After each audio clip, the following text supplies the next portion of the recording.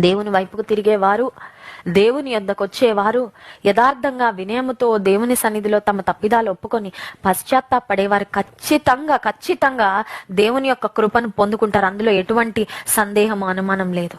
వీళ్ళ అపవాది నిన్ను వెనక్కి లాగుతున్నాడేమో. నీ గతం ఎంత భయంకరమైందో మర్చిపోయావా? నువ్వు ఎలాంటి పాప కార్యాలు చేసావో, ద్రోహ కార్యాలు చేసావో, దుష్ట కార్యాలు చేసావో, నీ ట్రాక్ రికార్డు మర్చిపోయావా? ఇప్పుడు దేవుని వైపుకు తిరిగితే do you think anything will change అని అసలు మారుతుంది అనుకుంటున్నావా? నువ్వు నరకానికే అర్హురాలివి. నీ జీవితంలో నష్టమే నువ్వు పొందాల్సింది. గతంలో నువ్వు చేసిన పనులకు తగిన ప్రతిఫలమే నువ్వు ఈ రోజు పొందుకుంటున్నావని అపవాది ఒకవేళ నీవు దేవుని వద్దకు రాకుండా, దేవుని వైపుకు తిరగకుండా, పశ్చాత్తాప పడకుండా, నీ తండ్రితో ఒకటవ్వకుండా, తండ్రి ఇంటికి చేరకుండా నిన్ను ఆపుతున్నాడా? ప్రియమైన సహోదరి, ఆగకు. దేవుని వద్దకు నువ్వు రావడానికి నువ్వే ఆపుకుంటున్నావు. You are restricting your self. నీ ఇన్నర్ వాయిస్ వింటూ నీ లోపల